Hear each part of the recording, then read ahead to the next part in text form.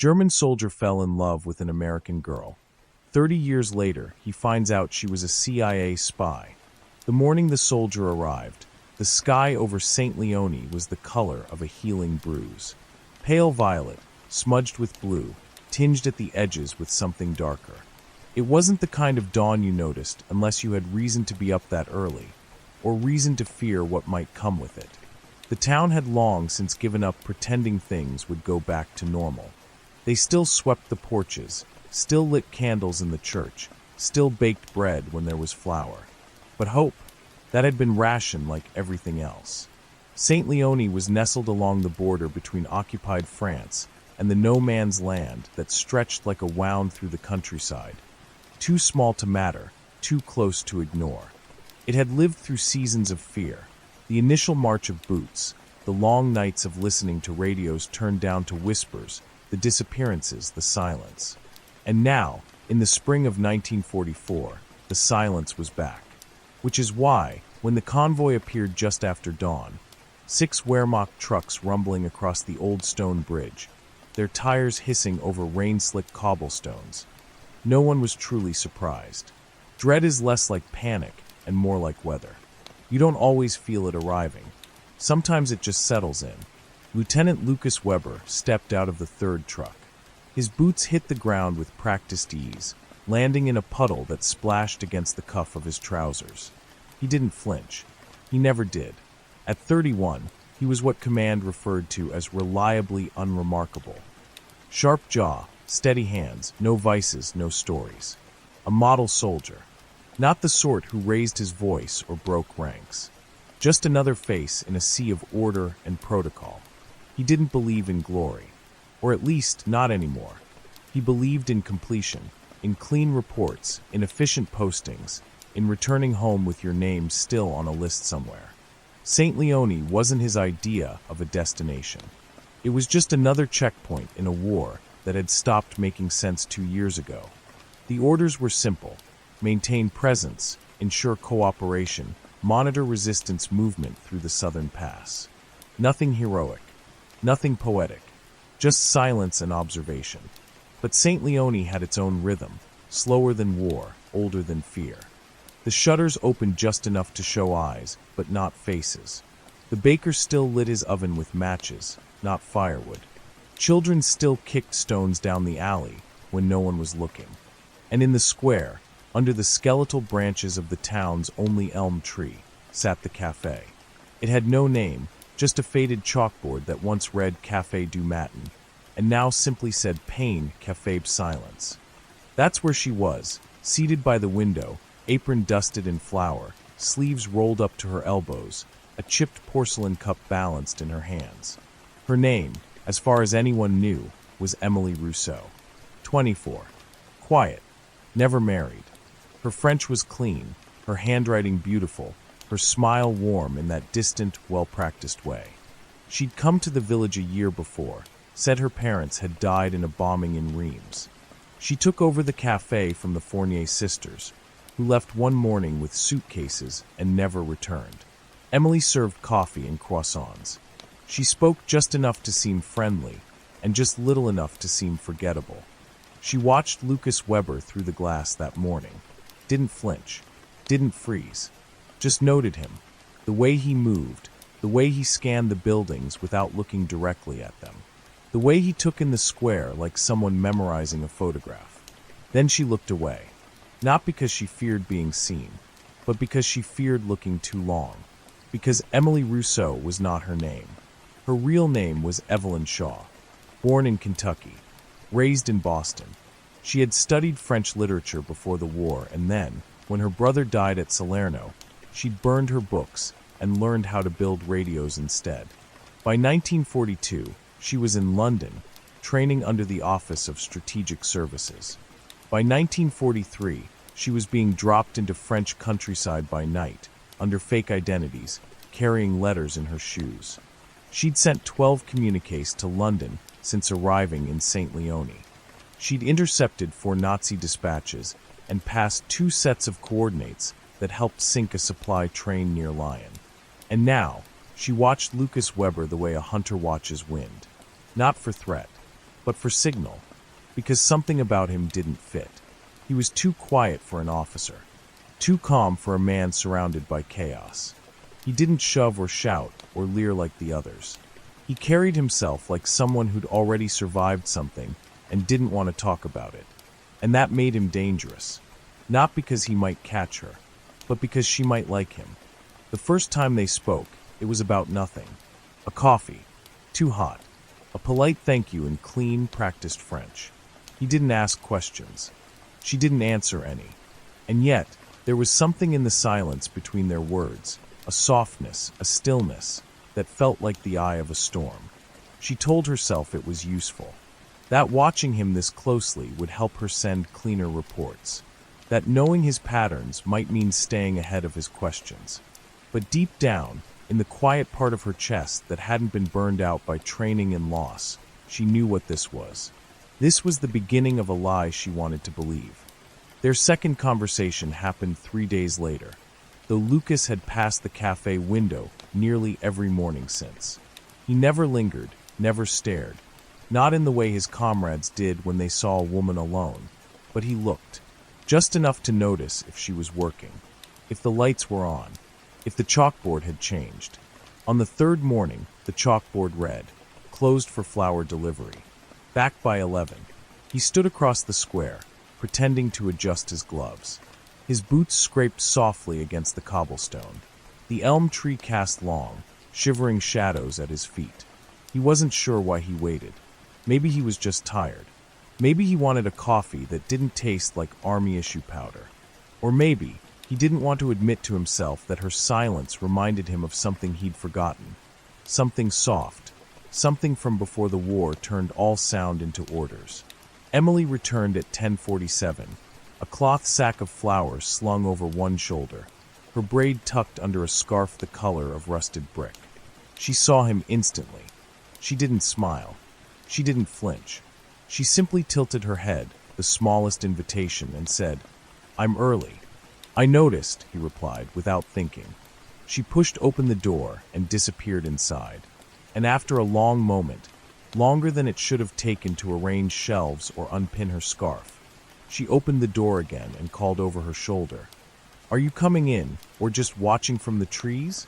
It startled him, not because she was bold, but because her voice held no threat, just dry amusement. He crossed the square slowly, brushing past the elm, past the burned-out bakery, past the place where laughter might have once lived. The cafe bell chimed faintly as he stepped inside. The air was warmer than it should have been. Not hot, just comfortable, familiar. It smelled of cinnamon, wood smoke, and something more delicate, lilac soap maybe. Something not meant for soldiers.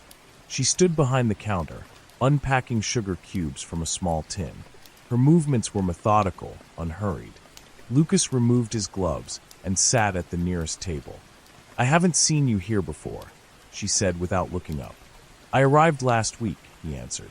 She nodded once, then set a cup in front of him, clean porcelain, cracked near the rim. "The first one's free," she said. "After that, you're just another paying customer." Lucas studied her.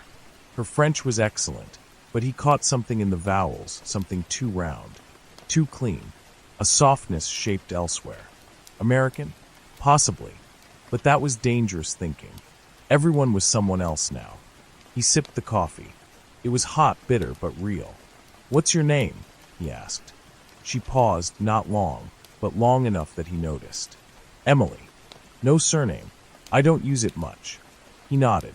"Weber. Lieutenant Lucas Weber." She offered no rank, no handshake. "That sounds like a name that follows rules." "It is." "Then I'll try not to break any while you're here." They sat in silence after that, and it wasn't uncomfortable. She moved around the cafe, wiping down the counters, sorting cups, adding kindling to the stove. Lucas drank slowly. His fingers ached less here. His shoulders settled. And when he stood to leave, he placed a coin on the table, enough for 2 cups. She didn't thank him. She simply said, "Come back when it rains." And he did. Not immediately. But the next time the sky darkened and the wind rose through the valley, he found himself walking the same path, hands tucked in his coat, boots softer now on the stone. The town hadn't warmed to him, but it had stopped watching him as closely. The other soldiers, the ones who drank, shouted, leaned too close to window panes, had made Lucas seem forgettable by comparison. He preferred it that way. Command had stationed him here to observe, to control what little remained of the route south, and to report anything unusual. But what qualified as unusual anymore? A cafe still serving? A girl who didn't flinch? Their conversations grew longer. Not personal, not at first. He asked about the weather. She asked if Germans drank tea. He said only when forced. She smirked. He didn't tell her about Poland, or Moscow, or the year he spent stationed near Narvik where the snow never stopped falling and the bodies never stayed frozen. She didn't tell him about the transmitter hidden beneath the floorboards, or the coded notes she baked into loaves of bread for the boy who swept her alley twice a week. They shared silences like borrowed coats, both knowing the weight of them wasn't theirs to keep. One afternoon, he asked if she liked it here. She shrugged. It's quiet. And before? Before what? Before the war. She hesitated. Just a flicker. I worked in a library. What kind? The kind with too many stairs and too few answers. He smiled. The first real one. It surprised both of them. That night, she didn't sleep. She sat by the window, watching fog rise through the trees. She imagined Lucas doing the same, not watching the forest, but wondering what she wasn't saying. And he was, because for all her stillness, for all her calm, there was something about her that felt unfinished, like a page torn from a book and read out of order. And still he came back, and still she let him, even though both of them knew, without saying it aloud, that lies left unattended don't disappear. They bloom. The cafe began to smell different by the third week, not because anything had changed, but because Lucas had started to notice. The lilac soap, the lemon peel in the sugar tin, the faint trace of charcoal on Emily's fingertips from tending the iron stove. He never asked about the drawings she kept folded in her apron pocket, sketches of rooftops, cups, faces glimpsed and forgotten. He never asked what she did after closing. She never asked where he went when he left. That was the agreement, unspoken but sharp-edged. They could share weather and words, but not history, not truths. But as days passed and spring pushed its fingers through the frostbitten streets, it became harder to pretend they were just two strangers surviving the same war. Lucas found himself walking slower in the mornings, watching the wind bend the elm tree's branches as if they were trying to say something. He no longer read the reports on time. His journal sat half-written, and the list of patrols he was meant to oversee had become more of a suggestion than a command. No one questioned him. His detachment had already begun to fracture. Soldiers rotated out, one by one, sent west or reassigned. A few left without explanation. Fewer returned. Command was losing focus. He could feel it. The war was shifting, like a current changing direction far beneath the surface. It hadn't arrived yet, but it was moving toward them. Emily sensed it too. She worked quieter now, slower, like the stillness had thickened somehow. Her deliveries took longer. Her returns were later. She smiled less. Not because of fear, but because of weight. The coded transmissions she sent every Sunday had grown more urgent, more direct. The safe house in Grenoble had gone dark.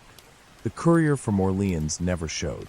And 2 nights ago, someone had left a folded note on her back doorstep. He's watching the wrong direction. But not the wrong person. She didn't know who left it. The handwriting was unfamiliar. But she knew exactly what it meant. She thought about ending it. Not the war, not her mission, just him.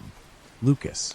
She told herself it was a risk, that he was becoming too curious, that his silences were no longer the right kind. But when she tried to picture closing the cafe door and never seeing him again, her hands wouldn't move. Something about his presence, the way he never tried to reach for more than she gave, had become a place she rested in. Just for a moment. Just long enough to remember she was more than a code name. One rainy afternoon, he brought her a book. It was wrapped in butcher paper, folded neatly, tied with twine. He didn't say anything. just placed it on the counter, along with 2 coins for his usual coffee. "What is it?" she asked, voice soft. "You'll see." She unwrapped it later, when the cafe was empty and the light outside had turned to silver. It was a copy of Les Fleurs du Mal by Baudelaire, the French edition, worn at the edges, underlined in places. His name wasn't inside. No note, no message. But between pages 26 and 27, there was a pressed leaf, perfect, green, unbroken. The next day, she served his coffee without a word, but she placed a folded piece of paper beneath the saucer. It read, "You're not who they think you are." He looked at her, but she didn't explain. She just moved away, her back to him, as if she hadn't said anything at all. That night, he didn't return to his quarters. He walked, for hours, through wet alleyways and silent orchards. He passed houses he'd never noticed, fences that seemed to lean with age, trees bent in strange directions. He thought about the war, about orders, about loyalty. He thought about her hands, small, careful, ink-stained. And he wondered if there had ever really been a line between what he was supposed to feel and what he now could not avoid. At dawn, he returned to the cafe. It was closed. The chalkboard read, "Gone to market." Back at noon. But the market didn't run on Wednesdays. He waited anyway. Sat on the bench across from the door, rein on his shoulders, coat unbuttoned. At 12:07, she returned. She stopped when she saw him. He didn't stand. She didn't speak. Then, finally, she said, "Do you ever miss who you were before all this?" He nodded slowly. "Only when I see something that reminds me." She looked away. "What did I remind you of?" He was quiet for a long time. Then, the way peace sounded. "When I was 12, before my father disappeared, before the snow stopped feeling beautiful." She opened the door without answering. He followed, and that was the first time they touched, her fingers brushing his when he passed the threshold. Just for a moment. Enough to change everything. Neither of them said it aloud. But they both knew, whatever this was, it had become too real to stay pretend. And that meant something would have to break. The change was subtle at first, like a cold draft through a sealed room, easy to miss until you felt it against your skin. A wrong face at the edge of the market crowd. A German officer who asked too few questions. A delivery boy who stopped meeting Emily's eyes. The rhythm of St. Leone had always been quiet, cautious, but now it grew off. Like the town was holding its breath too long between steps. Even the cafe, once a fragile sanctuary in a world collapsing around them, started to feel smaller. Every movement echoed more. Every silence lingered. Lucas noticed first. He said nothing, but Emily saw it in the way he paused before speaking. How his fingers sometimes hovered just above the table, as though waiting for something to strike. Whatever illusion they'd been surviving in, that brief and borrowed world where a spy and a soldier could pretend to be anything, but it was thinning. And neither of them knew who would be the first to fall through. She wanted to believe it could be held together. That if she kept smiling softly, and he kept buying books, and neither of them said what they truly knew, the spell would hold. But spells like that don't survive war. They crack. They bleed. They rot at the edges. The coded messages Emily sent to London had grown shorter. Blunt. She no longer concealed them in tea bags or behind photos. Now they were just strings of numbers, names, movement patterns. Her contact, known only as Finch, had warned her. "Your face is showing up too often. He's asking about you." She didn't reply. She knew who he was. And Lucas, he was noticing the cracks. One morning, as he stirred sugar into his coffee, he glanced up and asked, "Do you ever get tired of lying?" It was a quiet question, one that could have meant anything. She froze anyway. "Depends on who I'm lying to," she replied. He watched her, but said nothing else. That night, Emily dreamed of her brother. She hadn't seen him in 5 years. Not since his train pulled away from the Boston station with a duffel bag and a smile too wide to last. He died in Tunisia. She'd read the letter 12 times, looking for something between the lines. A secret code, a clue, but all it said was, he was brave. That word had broken her, because brave meant someone didn't come back. The next morning, she set the cafe's hours later than usual. She needed time. Time to think, to breathe, to figure out how much of herself she'd already handed to Lucas without meaning to. She thought of their conversations, the way his voice softened when he was tired, the way he sometimes let his guard down and said things she knew he hadn't meant to say. Things like, "I didn't want this war. I just didn't want to disappear." Or, "There's a house by the river I dream about. I don't know if it's real." She wanted to believe he could walk away from all of this, that if she handed him a key and asked him to run, he would. But spies didn't get to fall in love. Not without consequence. Not without blood. And she wasn't sure which side of the river she'd wake up on if she chose him. Meanwhile, the occupation was thinning. Orders were shifting. The Allies were pushing closer, and whispers of a major movement circled like smoke in the trees. The town felt it, a desperation under their skin. Lucas was being watched, not just by Emily, but by his own men. He was too calm, they said, too curious about things that didn't matter. One soldier had found a list in his quarters, names of civilians written neatly. Emily's name was one of them. That same day, a new officer arrived, Captain Henrik Muller. Young, brutal, charming in that careless, violent way. He didn't ask for introductions. He simply walked into the cafe, ordered black coffee, and stared too long at Emily's hands as she poured it. Lucas stepped in minutes later. The air shifted. Henrik smiled without warmth. "Lieutenant Weber, you didn't say the coffee here came with a view." Lucas didn't sit. "She's a civilian." Henrik sipped. "Aren't we all under the right light?" After that, everything changed. Henrik started asking questions. Why she had no family nearby. Why she never left the cafe. Why her handwriting looked like it belonged to a schoolteacher, not a waitress. And Emily, she started sleeping with a knife under her pillow again. The walls were closing in. Fast. But still, she served Lucas coffee. And still he drank it. They said less now. Looked more. One night, as they stood together at the edge of the alley behind the cafe, Lucas reached for her hand. Not to kiss it, not to hold it, to give her something. A folded paper, crushed slightly from his coat pocket. It read, they know. Run. She didn't speak. He didn't stay. And in that moment she knew. He wasn't going to turn her in. But he wasn't going to run either. Because sometimes the only way to protect someone is to let them become a ghost before the fire catches up. The message sat in her apron pocket like a weight, warm from her body, worn thin from being unfolded and refolded over and over again. They know. Run. 3 words. Just 3.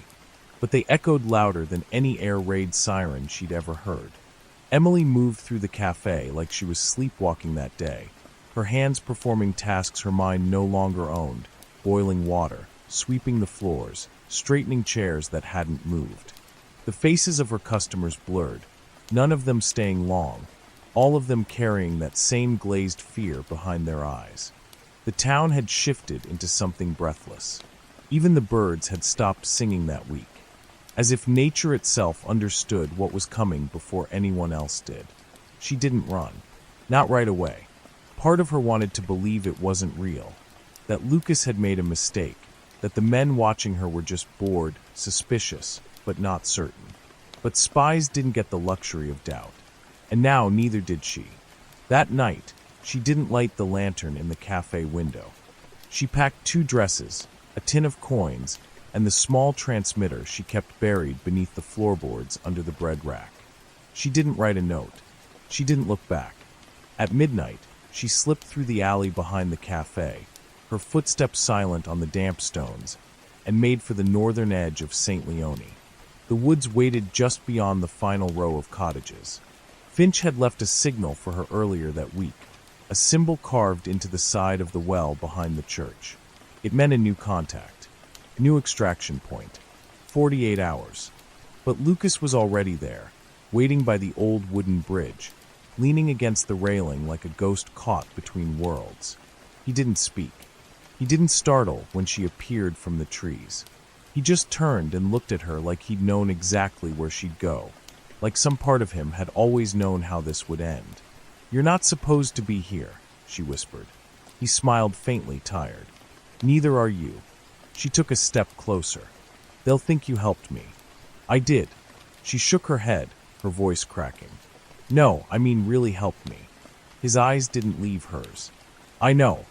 And for a moment, everything between them, every glance, every silence, every half-truth and shared breath, collapsed into a truth neither of them could afford to keep anymore. She stepped into his arms. Just once. Just long enough to memorize the shape of his heartbeat through his coat. Just long enough to know that she would never see him again. "I have 48 hours, she said. "Finch is getting me out. But it's going to be close." He nodded. "Then go now." She hesitated. "Come with me." The words hung in the air like smoke, beautiful and impossible. He didn't answer. Didn't need to. They both knew. He couldn't. Not because of orders. Not because of fear. But because some people are built from the bones of things they've already lost. And Lucas had lost so much already. He didn't know how to leave what was left behind. "I'll leave something for you," she said quietly. "If I make it." He nodded again. And then, for the first and last time, he kissed her. Not urgently. Not desperately. But slowly. Like he was placing a bookmark in the middle of a story he would never get to finish. She slipped away into the trees before the sun could rise. By dawn, the cafe was empty. By noon, the Gestapo arrived. They found nothing. No transmitter. No ledgers. No flour. Just a single, used coffee cup on the counter and a copy of Les Fleurs du Mal left open on the table. Henrik Muller ordered the place burned. He said it was symbolic. But Lucas knew better. He watched from across the square as the smoke curled upward, staining the pale morning sky. He didn't move. Didn't blink. Not until something strange caught the light. Something tucked beneath the elm tree, where they used to speak before the weather turned. A book, wrapped in oilcloth, hidden beneath a loose stone at the base of the trunk.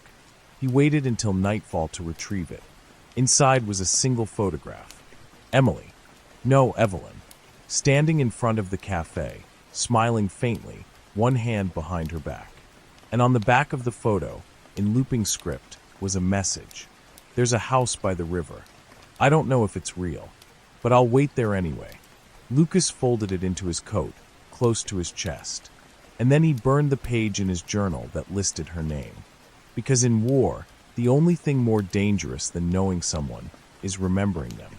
The forest didn't sound like freedom. It sounded like breath held too long, like wind sneaking through branches that had no right to move.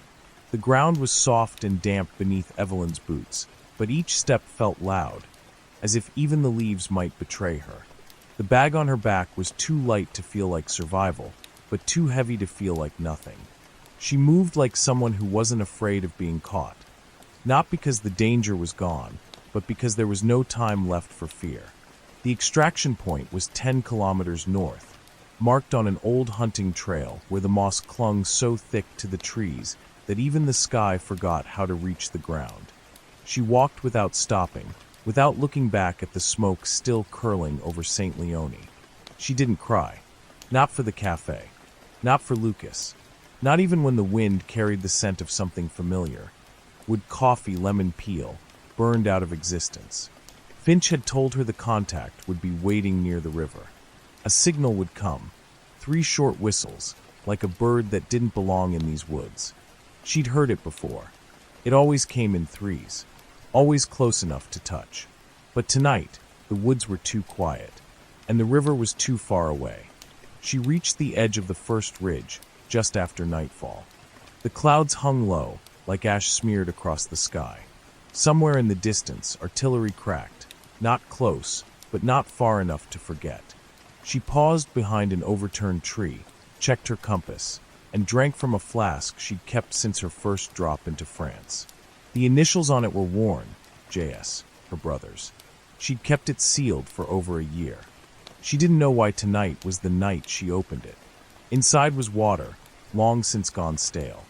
But she drank it anyway, like a promise made to someone she could never explain this to. She moved again. The trail narrowed, sloping downward into a hollow that smelled of pine and old frost. Her boots slipped once, not enough to fall, just enough to remember she wasn't built for this terrain. But she kept going. The contact was supposed to meet her by a ruined chapel, one long since swallowed by moss and bramble, a place barely marked on maps, whispered among the resistance like an afterthought. She'd passed it once in winter, when everything was buried and the world was made of silence. Back then, it had looked like memory. Now it looked like warning. When she reached it, there was no one. No lantern. No signal.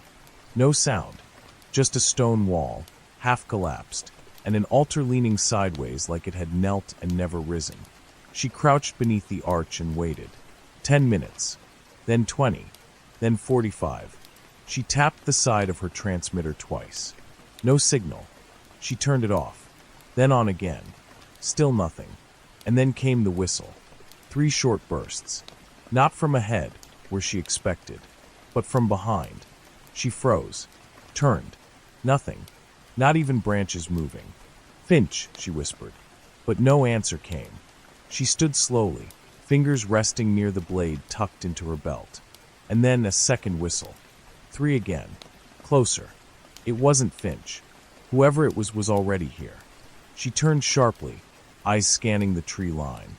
A figure emerged, slow, deliberate. Not German, but not familiar. Civilian clothing. Long coat. Cap pulled low. Hands visible. Empty.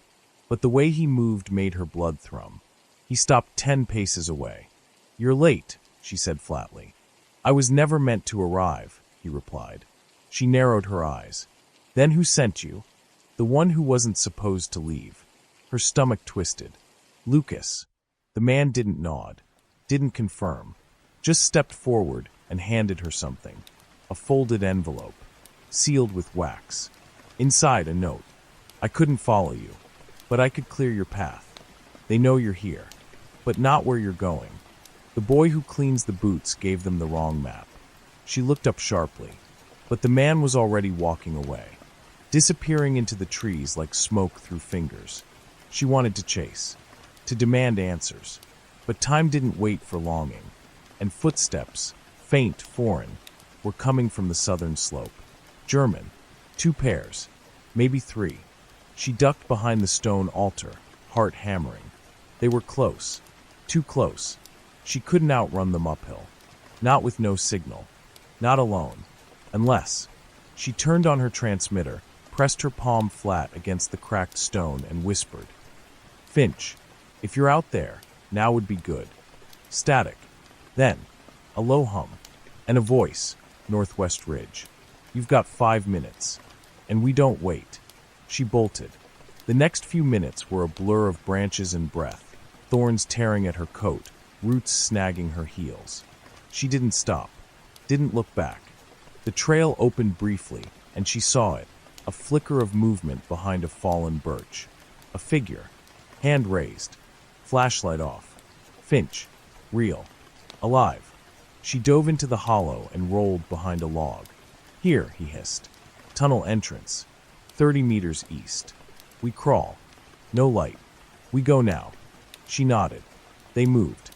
The crawl space was tight, slick with mud, barely tall enough to fit her shoulders. It stretched for what felt like forever. The sound of pursuit muffled behind them. She didn't ask questions, just followed the sound of Finch's breath. By the time they emerged into the basin near the river, her legs were soaked, her hands shaking. But she was out, alive. Finch pointed upriver. "Boat. 2 men. 10 minutes." She nodded. He didn't ask who the man in the woods had been. She didn't offer. But as she climbed into the boat and stared back at the trees, at France, at everything she had just left behind, she felt it, like a thread still pulling on her coat. The part of her that didn't leave with her. Because sometimes freedom isn't a place. It's a person you didn't get to keep. Lucas had never thought about disappearing before. Soldiers didn't get to vanish, not without consequence, not without someone noticing. But after Evelyn left, after the cafe turned to ash and the last piece of her vanished with the wind, the idea rooted itself inside him like a weed. Quiet at first, then growing in every corner of his thoughts. Disappearing wasn't just about leaving. It was about erasing. And Lucas, for the first time since his boots first touched French soil, wanted to be erased. The war had grown louder in the weeks since her escape. Radios crackled day and night. Supply lines stretched thin. Rumors reached the garrison in St. Leone like echoes from a fire. Allied forces pushing from the west, resistance sabotage in the east, entire platoons pulled back overnight without explanation. The German officers no longer smoked in pairs. They no longer laughed in the mess hall. They watched one another, closely, everyone waiting to see who would fall out of step next. Captain Henrik Muller became a ghost with a badge. Present, but always in shadow, a snake coiled behind a curtain. He didn't ask Lucas any more questions about the cafe, about Evelyn. Not directly. He just appeared more often in the places Lucas used to be alone. The barracks corridor at night, the overlook near the orchard, the storage shed where records were filed. Always just in passing. Always just late enough to suggest he knew everything. So Lucas stopped writing, stopped patrolling. He filed what was required, spoke when addressed, ate when necessary. He learned how to be smaller, not cowardly, just quiet. He still wore the uniform, but it no longer fit the same. Every time he caught his reflection in a shop window, he expected someone else's face to look back. And still he went to the elm tree. He visited it at dawn, before the town stirred, before the soldiers emerged. He never stayed long, just long enough to make sure the stone hadn't been moved. The one where she left the book. The one where he placed a pressed violet a week later. The one where, one morning, he found a folded page torn from Les Fleurs du Mal, with a message in familiar looping script, still dreaming of the river, still pretending it's real. He didn't smile, but he read it 3 times. He never told anyone about the note, never mentioned it in the weekly reports, never showed the page to anyone else. Because in war, secrets were only valuable when shared. But love only survived when it stayed buried. Then, one afternoon, everything cracked. Henrik Muller called him in. Alone. The room was dark, the blinds half drawn. A folder sat on the desk, thick with paper, Lucas's name scrawled on the spine. "Lieutenant Weber," Henrik began, without looking up. "You've been very efficient lately." Lucas said nothing. "Too efficient," Henrik continued, "almost as if you're hiding in your precision." A pause. Then he opened the folder. Inside, photos. Of Evelyn. In the cafe. At the well. Entering the woods. Not from his men. From earlier. Weeks earlier. Henrik finally looked up. His smile was thin, tired. "We've been watching her since November." Lucas's stomach didn't drop. It locked.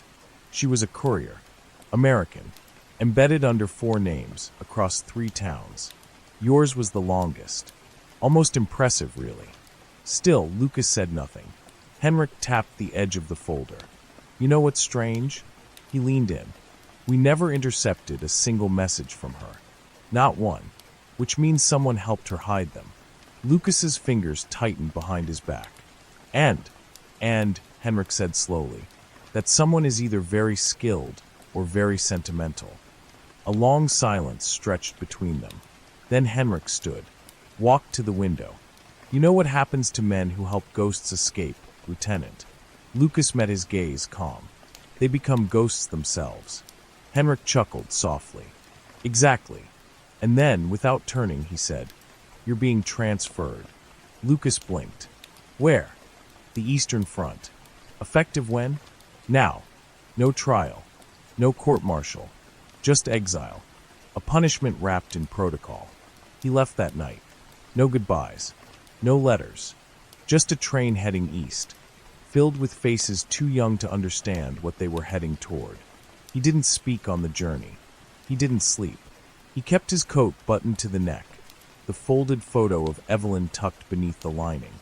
By the time he reached the border, snow had begun to fall.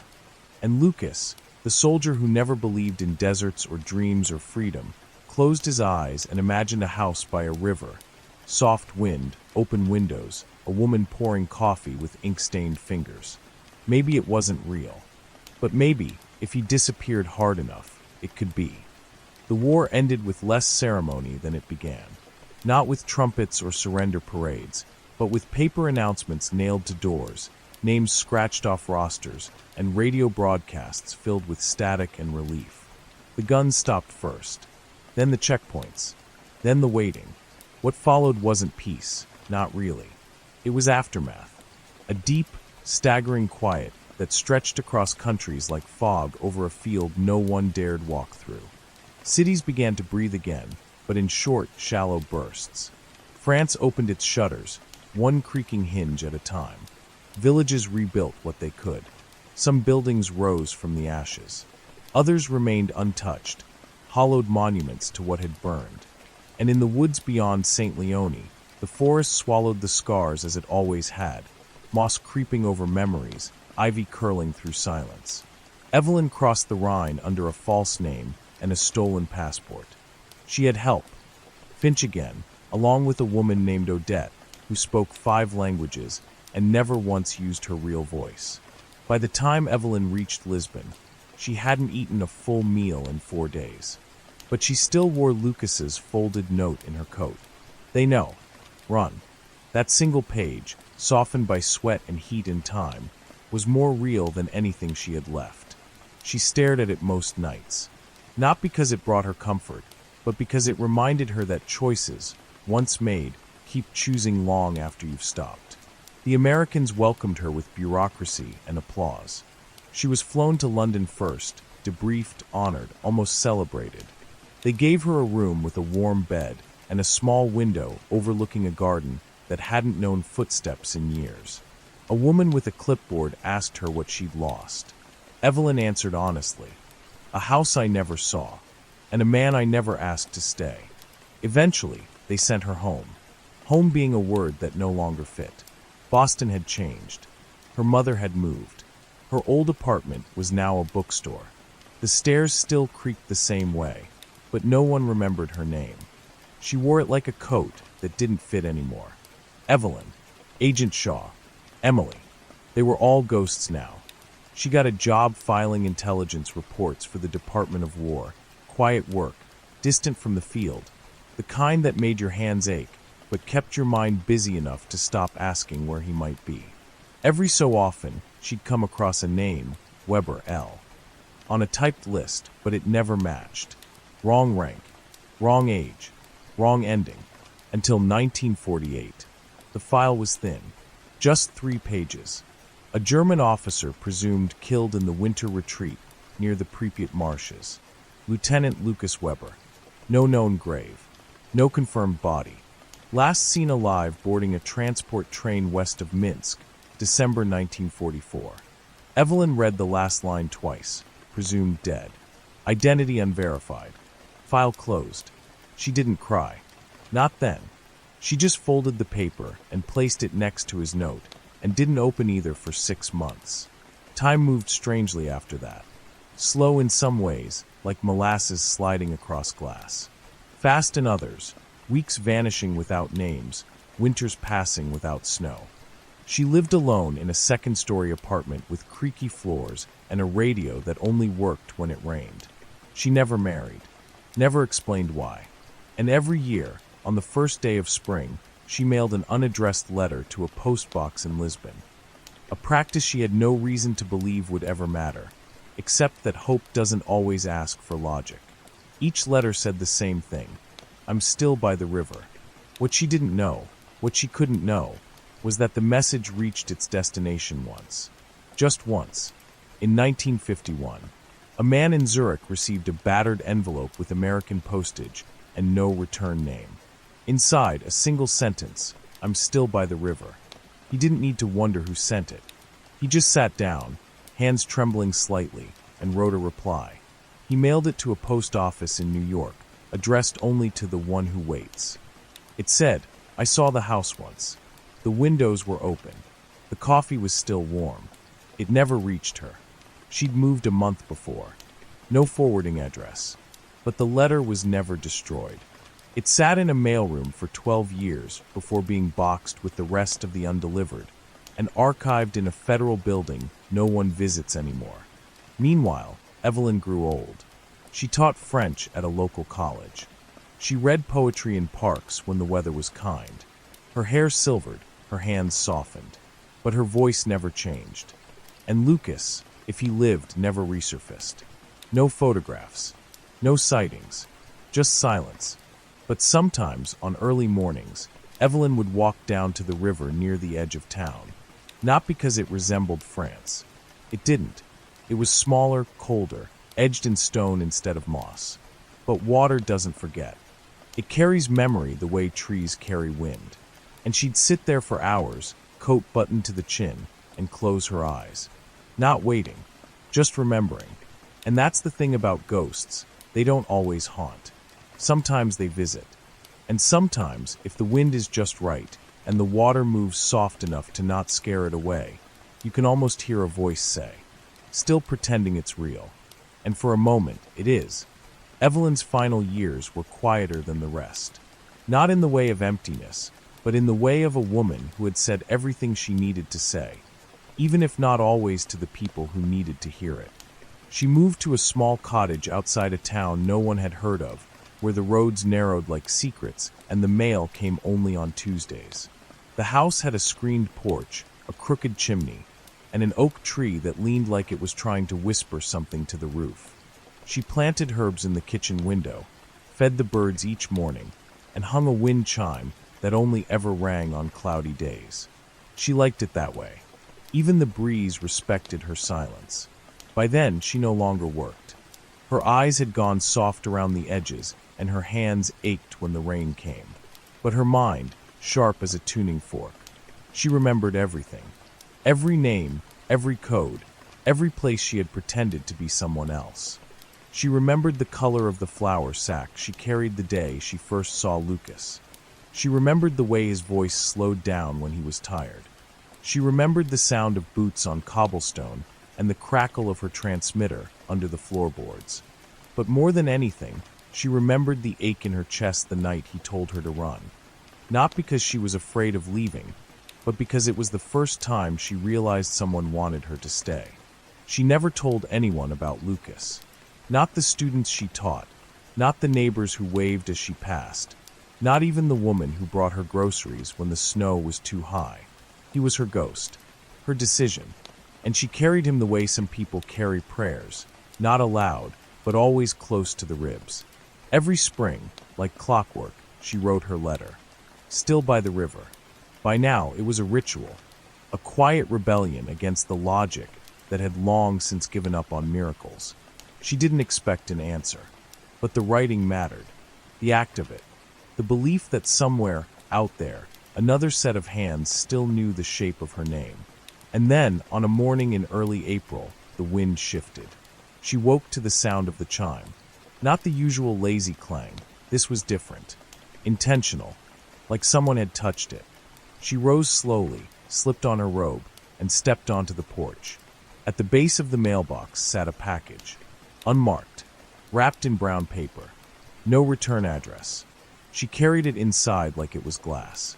Unwrapped it on the kitchen table. Inside, a book. Les Fleurs du Mal. Not a copy.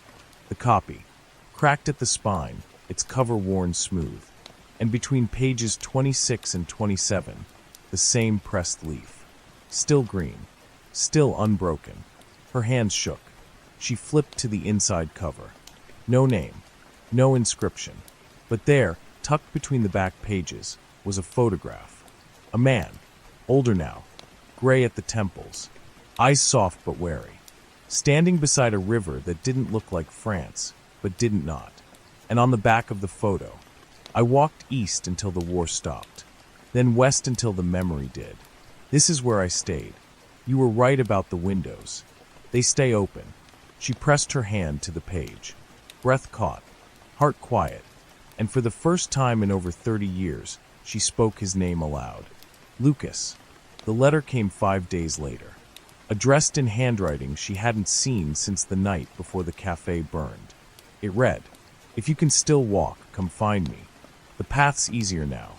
No uniforms. No maps. Just trees and time. I'll be on the porch, facing the water.